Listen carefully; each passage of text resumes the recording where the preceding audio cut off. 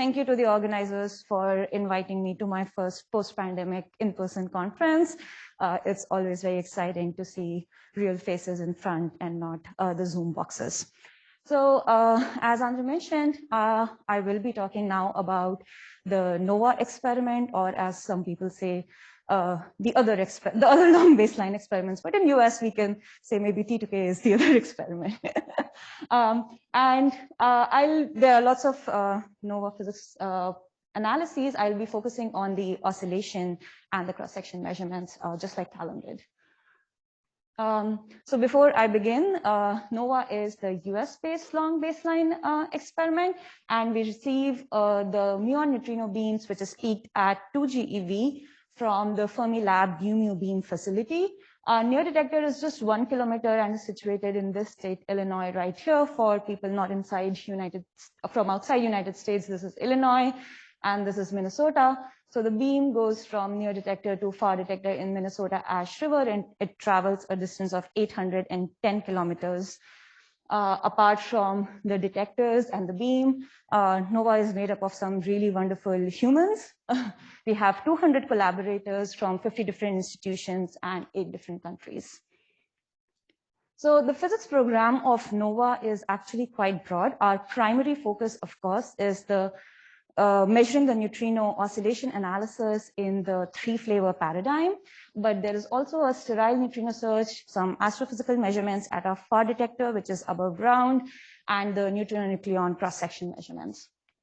The main focus being the neutrino oscillations. The questions that we are trying to answer with our measurements are whether the θ2-3 mixing angle of neutrino oscillation, whether that is maximum or 45 degrees, the mass ordering, whether that's normal or inverted, and if there is CP violation in the lepton sector. So these are the 3 physics goals that we are trying to answer from our oscillation measurement.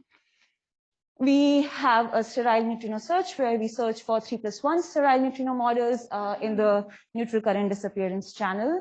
And as I mentioned, our far detector being on ground, we have a lot of cosmic rays. So we use non-beam triggers to look for seasonal variations. We look for magnetic pole, and we also detect supernova neutrinos. Unfortunately, I'm not going to talk about these in this talk. I will mention briefly the cross-section measurements. So here is where NOvA sits in this plot that everyone shows, I think, in neutrino talks. So our peak energy is at 2 GeV, but we see a flux from the 1 GeV to the 5 GeV region, which places us in this transition zone, so to say. So we see a bunch of quasi-elastics, quite a bit of resonance, and some DIS events as well. NOvA near detector is 1 kilometer from the beam source. That means we have a really high statistics environment at ND, which we can use to make cross-section measurement and provide constraints for some of the interaction models. So as I said, I will focus only on this and this in talk today. Before I dive deep into the physics and these measurements, I'll give you some basic information about the detectors that form NOvA. So NOvA, unlike T2K that Callum highlighted before, our near and far detector are functionally identical. Near detector is just a miniature far detector. It is much smaller. So here's a human first scale. It's 0.3 kiloton as compared to far detector being really large at 14 kiloton. I will highlight the similarities in the slide and then some differences in the next one. They are both segmented liquid scintillator detectors. So we have these PVC cells, which are filled with the liquid scintillator, and then they form planes in horizontal and vertical direction, and that's what makes our detector. They are optimized for electron showers, such that we have 6 samples per radiation length. 80% of our detector is composed of the hydrocarbons or plastic. We do have some higher nuclear targets like chlorine and titanium as well. We have really good spatial resolution of a few centimeters. That's very, very useful in rejecting the cosmic events at a far detector, and the timing resolution of a few nanoseconds to distinguish the pileups at the near detector. So both these features are really important to gain a very pure selection of events. So some differences. Here is some event displays. This is near detector and this is far detector. As I mentioned, the size is different, 1 kilometer versus 810 kilometers. This being 1 kilometer away from the beam target, there is a lot more pileup of events. So we get 5 contained neutrino events per beam pulse of 10 microseconds, while far detector has less than 1 neutrino event per day at 810 kilometers from the actual beam pulse. Near detector is underground, so we have negligible cosmic neutrino events. So all of the activity that you see in the detector is mostly from the pileup being close to the beam, while far detector has 150 kilohertz of cosmic, so mostly what you see is about 10 power 6 cosmics. But as if this is the whole 550 microseconds. If we zoom into the beam swirl window of 10 microseconds, here is the neutrino diagram. So we reject about 90%, and then if we zoom into the spatial region of interest, as I said, a few centimeters, we are able to reject over 95% just by doing this containment, doing spatial cuts and timing cuts, and then further containment cuts, we get rid of our 99%, greater than 99% of our cosmics. All right, so very briefly, I'm going to mention the simulations that we use to do our analyses. Our flux, the simulation is done by Gian4, specifically for the NUME beamline. This is tagged as G4 NUME. We do also use hadron production. Models are constrained with the external measurements on thin target. We do not have a replica target at NOVA, but we have a thin target, and that gives us constraints our uncertainty to about 10% in normalization. For the neutrino interactions, we use Genie. We were using the Genie V2, and in the last couple of years, we switched to the latest and greatest Genie V3. Unfortunately, the two results today use two different models, and I can talk more in detail if the details are in the backup, and I can describe them if needed. The simulation is tuned to both the internal and the external data. And finally, the detector response itself is also Gian4, plus we have some custom simulation for light readout and front-end electronics. That was a very brief description of the detector and the simulations that we use end-to-end. And on that note, I will jump right into, firstly, our neutrino oscillation analysis within the three-flavor paradigm. Thanks to Callum for setting up the introduction, so I don't have to go into detail of how to make this measurement. So I'll just say very briefly, we also have 2 channels, but if you include the anti-neutrino mode, really the 4 channels, the nu mu disappearance and the nu e appearance. So here is a toy spectrum at our far detector. These dotted lines are the unoscillated flux, and if you apply oscillation, it looks something like this. And this is our nu e appearance. So nu e appears, but there is also some background in the selection. So we try to see how much nu e appeared with respect to the background. So while making the observation, we are detecting the interaction. We identify whether it's nu mu or nu e, and then we put them as a function of neutrino, reconstructed neutrino energy. And the reason we do it, and as Callum explained in detail in his talk, is by comparing the unoscillated to oscillated flux, we can infer delta m square 3.2 and theta 2.3 by the location of the dip and the depth of the oscillation dip.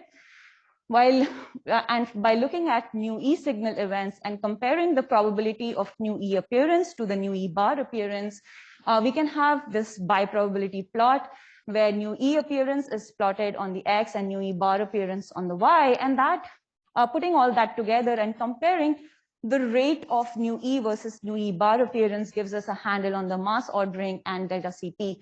So one can see that mass ordering and delta Cp causes nu e and nu e bars to behave in different manners, or there's an asymmetry. It causes asymmetry between nu e and nu e bar, while the value of theta 2.3 impacts nu e appearance and nu e bar appearance at the same way. So things move around this left diagonal.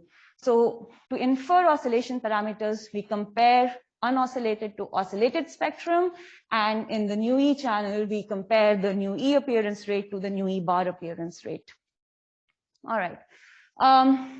It's very important.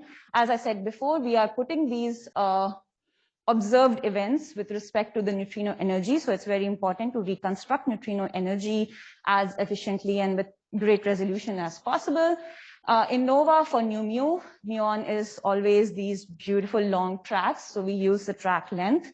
to estimate the E mu, and we get a 4% resolution. As we said before, we are a scintillator calorimetric detector. So we do add up all of our energies to get hadronic energy from calorimetry, and that of course gives a much poorer resolution of 30%. For nu E, we reconstruct the EM shower and hadronic components separately, and that gives us an overall energy resolution of about 11%. So near detector data, as again the previous talk described, is really important for oscillation measurements. That has been established.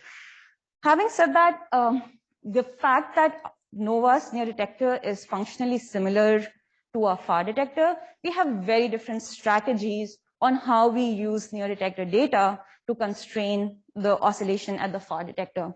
And one important thing is we do not do a near detector data fit, something that is not always obvious, especially after coming from a T2K talk, is that the strategy between the two experiments is different.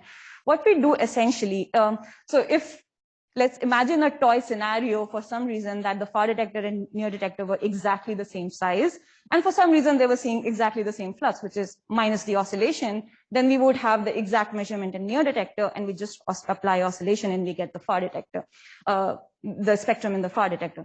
But of course, there's the whole flux that's different, and the fact that the sizes are different. So our near detector data essentially governs what we predict at the far detector, but any difference between the near detector and far detector, such as flux and size, more importantly, that's where the simulation comes in, and simulation says, okay, this is what you see at near detector, but given the fact that this is how things, flux is different at far detector, this is what you will see at far detector. So we use the near detector data to build the far detector predictions, and whatever the near detector cannot tell, that's where the models and simulations come in. And I'm going to say a few more things in details about it in the next couple of slides. But one important thing is, so for instance, we just use the nu mu cc inclusive selection. We are not subdividing things into 0 pi, 1 pi, as our far detector is all nu mu's and all nu e's. However, we just don't we don't have just one single spectrum at near detector predicting everything that's happening at far detector. What we do is, specifically for nu mu, as if you remember how we measure oscillation, it's really important that we get the energy resolution as precise as possible in the nu mu channel, because it's the energy, the oscillation dip in the energy is what is giving us the delta m square 3.2 and the sine square theta 2.3. So it's very important that the more precisely we know the energy resolution, the better sensitivity to the oscillation parameter we have. And one way of subdividing samples by energy resolution is, if an interaction has less hadronic energy, as I mentioned, then it's mostly muon, then we have a much better resolution on the energy. So if we divide our near detector spectrum into what we call quartiles of fraction of hadronic energy, so this has the lowest amount of hadronic energy, this has much higher hadronic energy, and this is the bin with the highest hadronic energy.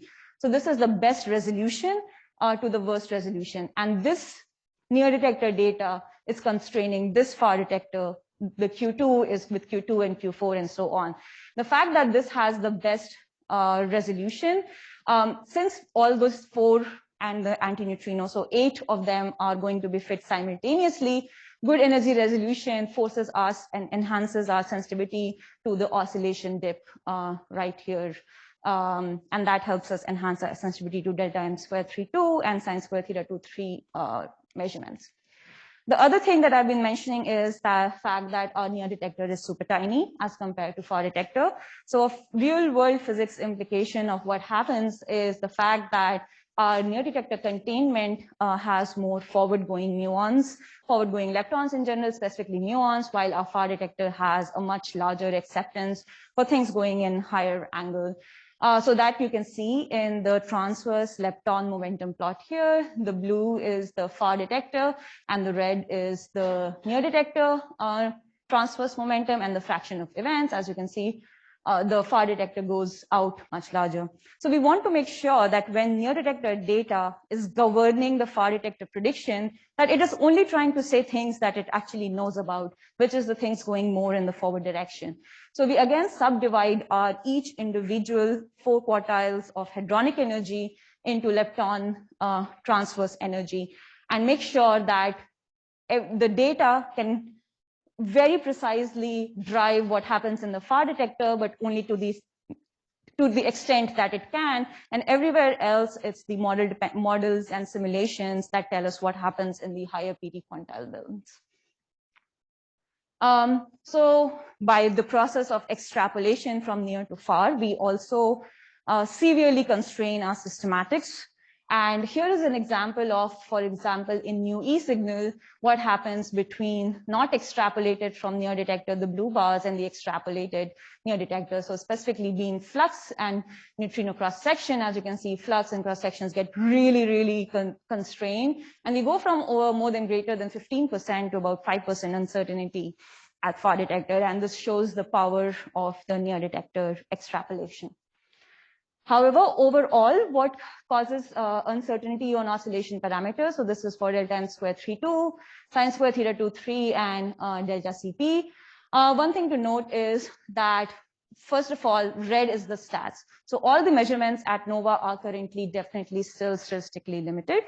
Though as we gain more and more data, we are going to hit the systematic boundary at some point. Amongst the systematic uncertainty for the NOVA detector, the largest source of systematics is the detector calibration, which directly impacts the energy scale of the events. And that's where the extrapolation method does not do much to constrain that. And we have a NOVA test beam program that is currently operating at Fermilab test beam facility to really drive down on this error. And that is one of the major goals at NOVA, to try and constrain our detector calibration uncertainty. Neutrino cross-section is right here. It definitely has an impact, but it is a subdominant systematic at NOVA measurements and not a dominant systematic.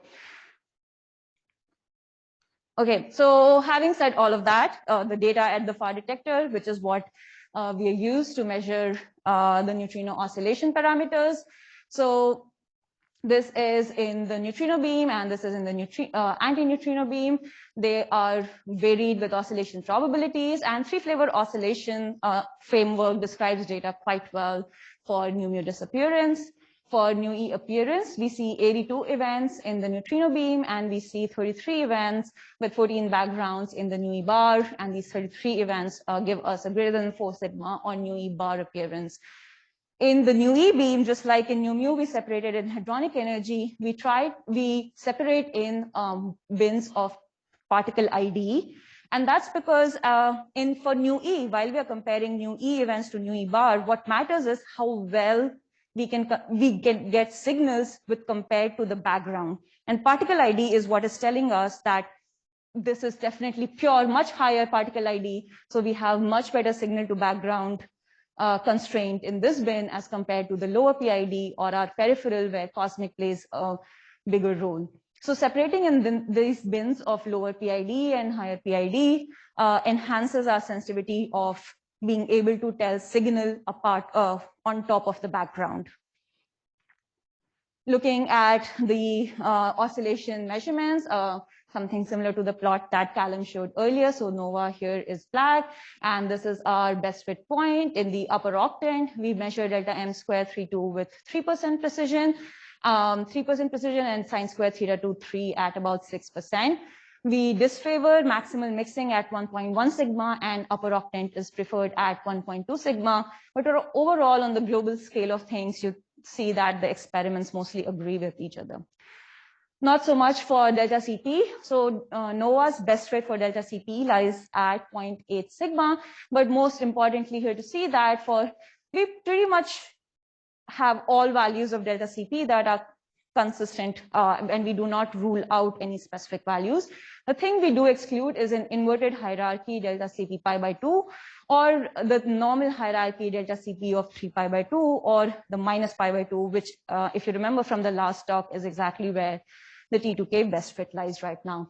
If you look at our 82 neutrino events as compared to 33 anti-neutrino events, this lies right here in the middle of the 4 lobes. So that's why I said we are consistent with a lot of values. This is our best fit, but this is the normal hierarchy 3π/2 point where there will be very large asymmetry in nu E appearance versus nu E bar appearance, and that is at roughly 2 sigma from our best fit point.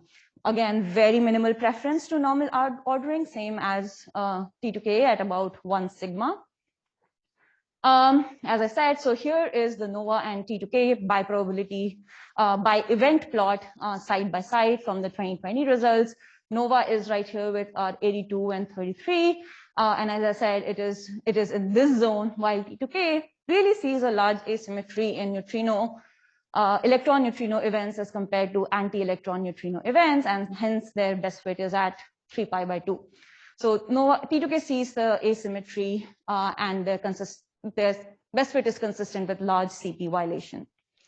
So this was shown in Neutrino 2020, and that caused a lot of excitement. So here are the 2 best fit point on the contour side by side. I mean, as we said, that it's not, there is difference, but our 1 sigma contours still overlap with each other, and best fit only has so much importance. It's the contours that give us the confidence level intervals, and our 90% confidence level intervals have a decent overlap. But there were a bunch of different papers that came out explaining what could be the reason for this difference that was seen.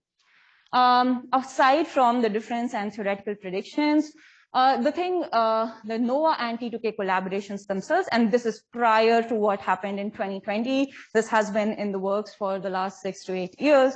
But in the last couple of years, we really started trying to work on a joint analysis of both NOVA and T2K data. And as I said, obviously it will provide a significantly tighter statistical constraint combining this data from the 2 experiments. But it's also really important the fact that NOVA and T2K really have complementary features. Here's the T2K flux as compared to NOVA flux. And that means T2K sees mostly quasi-elastic-like events, while NOVA has this mix of quasi-elastic, resonance, TIS. And T2K and NOVA by probability plots, the fact that NOVA has this 810 kilometer of baseline, that means we have a much larger matter effect, and that's what pulls apart the mass ordering impact from delta CP impact, while T2K with the 295 kilometer baseline has much more of an overlap. So doing a joint fit really teases apart these differences and degeneracies, and we'll get a much more robust result during a combination. Unfortunately, today, this is all I get to tell you. But worry not, we will have the first result very soon towards the end of the year, and that's when you can hear more about the NOVA T2K joint analysis. All right, on that note, I will move to the neutrino-nucleon cross-section measurements at NOVA. Here is a beautiful muon event, and here is an electron event at our near detector. Callum showed something very similar to the slide previous, so I can go very quickly. These are the true interaction channels based on the type, the quasi-elastic, the MEC, the resonance, but everything goes through a mess of things inside the nuclear. And there's final state interactions and secondary interactions such that it's much better to see what comes out of the nucleus, whether it's lepton plus 0 pion, 1 pion, or other things. And today I will focus only on the inclusive channel, which is also what we do in our oscillation analysis as important. So a combination of all of these things is what gives us the inclusive channel. NOVA's cross-section program, I just wanted to highlight very quickly. We have had a couple of pi0 measurements a few years back. One of them has been published. The other is publication is in progress. But our more recent results are these new CC inclusive and new ECC inclusive double differential cross sections, and also the publications are in progress. Coming soon is the anti-neutrino versions of all of this, and we'll also be doing a muon E interaction, which was mentioned earlier, and many more exclusive state. Our neutrino cross section program is really ramping up, and you will see a lot more measurements from NOVA on that. So for nu CC inclusive, this is our near detector, again, the event display, and I thought I will show you just some displays on this long, beautiful neon tracks. We want the fiducial volume to be in this dashed line, and our containment is these solid lines. And we use these pre-selections. We have a boosted decision tree to make muon ID. And muon tracks are really nice, beautiful event, which are easy to separate out. So we have a really good rejection of background and very pure sample of muon that we get after these selections are applied. So these are our analysis bin. We have 172 analysis bin for a total of 1 million events at the NOVA near detector. And these are because obviously mu CC inclusive. So overall, really good efficiency and purity.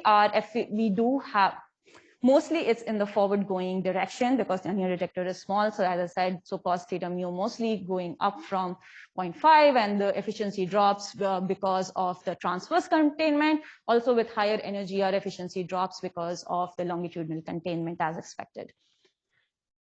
I will side by side also develop the NUE. NUE, as you can see, are fiducial, and if you remember, and the containment is a much smaller because we are a calorimetric detector.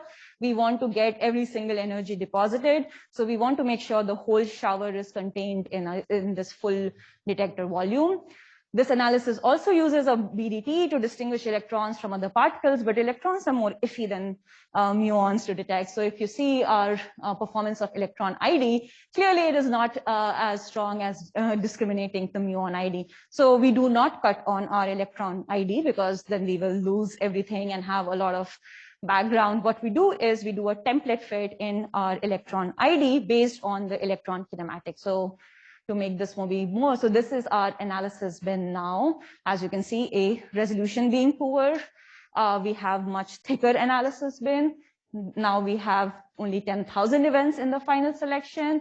And again, much, much more forward going and lower energy. And each analysis bin has these templates in electron ID where we fit the signal and the background simultaneously. So here is a summary of systematics for both measurements side by side. Flux gives us about a 10% uncertainty in both. Calibration and detector response remain our bigger systematics in NOVA. Again, something that NOVA test beam will try to attempt. For NUE CC, the signal fit normalization uncertainty itself comes up with a large uncertainty, as you can expect, because there is quite a significant amount of background as compared to the signal. But again, the flux and neutrino cross-section modeling, the cross-section modeling again makes a larger impact because of this really large number of background from many different event categories. Here are the results. I have chosen 4 slices. They are not necessarily completely cherry-picked, except this one where I really did want to show you. So in this slide, I'm only showing you the Genie 2.12, which we use with the NOVA tune and without the NOVA tune. The next slide has a lot of different generator comparisons. So at very forward angle, which is the low Q square, the untuned Genie overshoots data significantly. And we did apply a lot of low Q square reweighting, and that's why the data matches the tuned version. The data matches the tuned version by design. This is not because we have tuned using this data. I think that's why the more interesting thing is to look at this data compared to Genie 3 out of the box, Jibu, Newt, and Neuro. Overall, what we see that the shape of the data is not too bad. The normalization definitely is very different. And I have slides in the backup that show if we fix the normalization, how does the comparison look like for just the shape only. Similarly, for NUE CC inclusive, I have the NOVA tune and untune. Things are mostly okay. In the most forward going angle also, it does a decent job except in this final bin. And this is a comparison to all of the different generators that you can see. Again, so Jibu and Neuro are significantly underpredict, but if we fix their normalization by 15–20% to see what kind of shape differences that exist, which is interesting for different models, we can see the things change. So cross-section systematics modeling are large for these measurements, so the p-values should be taken with the right caveats. Okay, so just summarizing the whole slew of things that I showed. NOvA data disfavors asymmetry between nu-e and nu-e bar appearance at this moment, while T2K sees a large asymmetry, making their best fit is considered with maximal CP violation. So here is NOvA and T2K side by side again. NOvA made a 3% precision on delta m square 3.2 and 6% on theta 2.3. We presented the first ever double differential of nu ECC cross section with 50 to 20% uncertainty and mu CC with 1 million events at 12% uncertainty. Detector energy, scale, and response dominates pretty much all three of these measurements, and we are working really hard on trying to scale this. NOvA will run until 2026, and we will at least double our POT and count. A 3 sigma determination of mass ordering still remains possible for about, as most of you know, that depends on the delta CP values as well. So that is only for 30 to 50% of delta CP values. NOvA T2K joint analysis will come out this year with their first result. Many more cross sections, specifically exclusive state cross sections, are coming out from NOvA also this year, so stay tuned for that. And NOvA test beam is a miniature NOvA detector to study hadronic response and really scale down on our energy scale and response systematics. Thank you.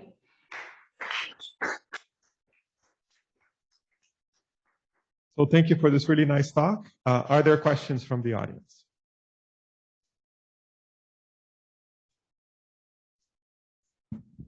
Thanks. It's really nice that you were able to make a measurement of the intrinsic electron neutrinos in the near detector. So tying the two topics, cross-section and oscillation together, I was wondering, do you make use of that electron neutrino measurement to extrapolate to the far detector? For example, I'd like to hear about that. Thanks. Sure. That's a great question. So a thing that I never have time to talk about in NOvA oscillation talk is the new E constraint from near detector to far detector in oscillation. And I actually do not have a backup slide on it. So right now we do not use our cross-section samples in oscillation samples at all. As one thing you can see that cross-section samples are still with the older model of Gini, and our samples are very different. But we do have new E samples that we select at the near detector, and we use it to constrain oscillation. The way we do it, so again, so the new E sample that we select at near detector are not as clean. So we can't directly be like, okay, at near detector, new E is different from our data by 30%. So 30% is how we correct it, because this new E consists of true new ECCs. There's a bunch of NCs there, as always, and also some new mu's there. So what we do is a kind of try to do a template fit of that. And we were like, okay, this is the data Monte Carlo discrepancy at the near detector with these 3 different samples. How do we fit these 3 different samples separately to account for that? And we use that for our new E appearance background measurement for oscillations. And I can show you some pictures later on in the coffee break. So Mateos? I'll ask the right experiment. It's also related to David's question. Okay. This new E sample, I remember in 2020, we saw some plots that were preliminary for your new E sample for the oscillation analysis. I wish I had put them. I guess I did not. There was just too many. Sorry, go ahead. Yeah, so I remember that there was a significant excess of events in those plots, which does not show up in your cross-section sample. At least not in the plots that we're seeing here. Right. So I wonder what happened there. Let me maybe pull the cross-section one, at least the thing that I do have.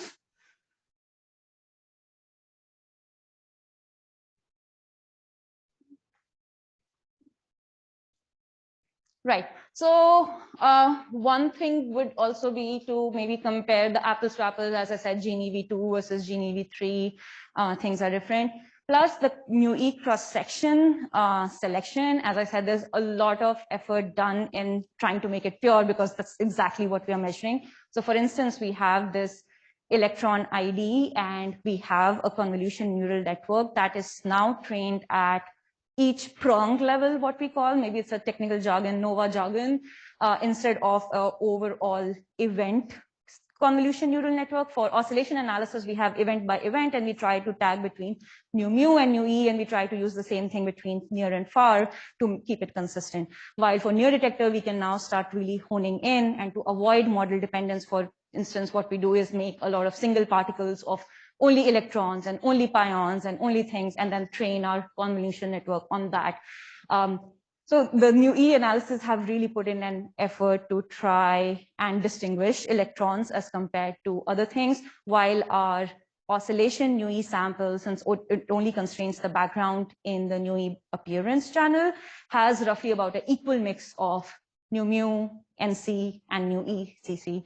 And maybe as things, as people are suggesting, as things and analysis start improving, we start trying to tie those things together and try to take some of the information from that for our background subtraction. Yeah. So it's a more inclusive sample in the oscillation case, and maybe the Gini versions are not the same? Yeah, so okay. the Gini versions for everything oscillation is Gini V3, while for the cross-section is the V2 version still.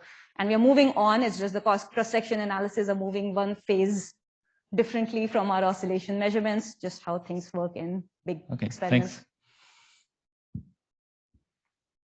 So, Michael? A question about the T2K NOvA joint analysis. So when the first physics results are released, does that also include things about the cross-section model, or is that only oscillation type physics?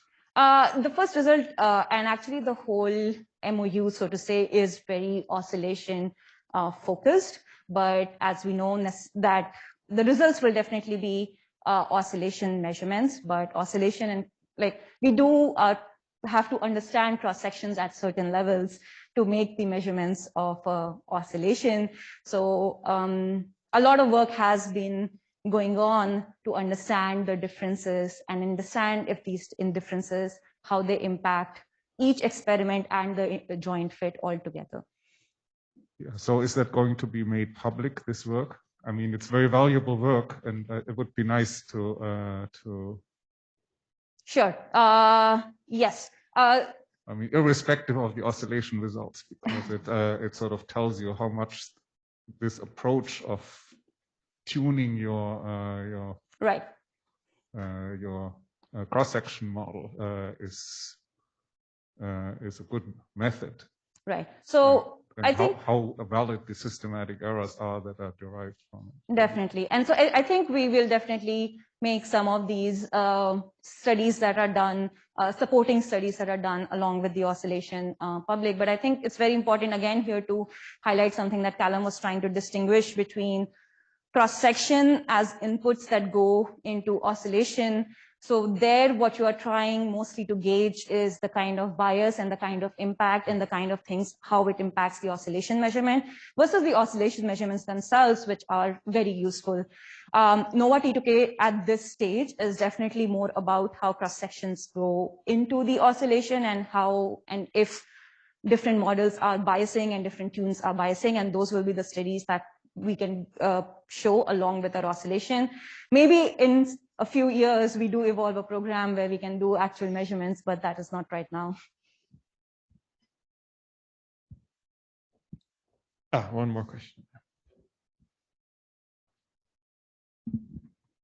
So on your list of cross sections that you're going to do, you had new on E. Right. Is that neutrino electron scattering? To go Yes. back to the in-situ flux constraint. So my question is, I've never seen anything that suggests that NOvA will use the Minerva measurements of neutrino electron scattering, and my guess is that they would be more valuable for constraining the flux. I mean, that's a bit provocative, but there's much higher statistics, it's the same beam. Is there a plan to do that? Is that all part of the same? So there is no plan yet. I would love to pick your brains in coffee break on what's your intuition behind why that will be more useful or less. I think we should definitely make our measurements. We should definitely compare it with Minerva. We should definitely see how it impacts. So all of those are good to have things. But I personally don't have that intuition, and I would love to get that knowledge and discuss with you in coffee break. Sure, just high statistics. And yeah, sure. That was my guess. But. So anybody else other than Alex? last question. Let me just make sure I understand the calorimetry of your measurement. So at least in the first several years, you guys separated the lepton, and then everything hadronic was called a hadronic system, and then you measured the light and then used some average prediction for your composition to get the hadronic energy. Is that still true, or are you trying to ID individual hadrons now? That is still largely true. That's still largely true. Yeah, we do separate the So- EM contribution from hadronic contribution in new E channels, Mhm. but it is since specifically for oscillation measurements, again, for cross-section, we ID everything separately. So I'm wondering how this potential systematic error is counted. So this is a cross-section model, right? So the prediction of how many pions versus protons and neutrons I have in this blob is dependent on the cross-section physics. And I would venture a guess that that error or that impact potentially is larger than the error bar that you show in your bar chart. But how is this counted? Is there like a range of generators or tunes that were run to model the possible spread of that composition? Right. Let me see if I have how we do the energy reconstruction plot. Sorry, there were just so many things that needed to be in backup. I didn't get the right ones. But you're right that there is the model differences themselves, and we do. There's the visible hadronic energy, and then there is the reconstructed hadronic energy, and we do compare based on generators, and that's how we get an estimate.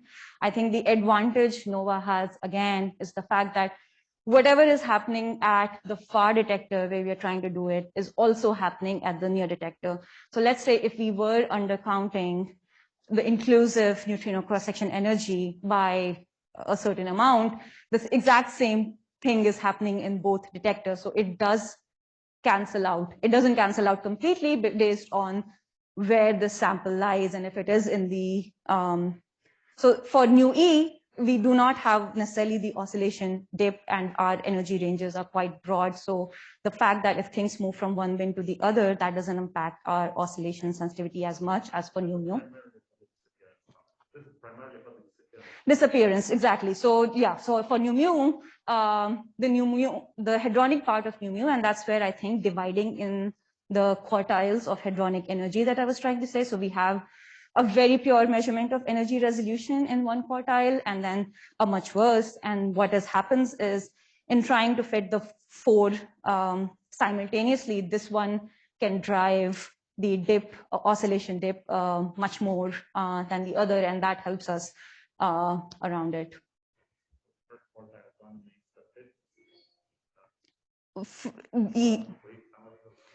Yeah.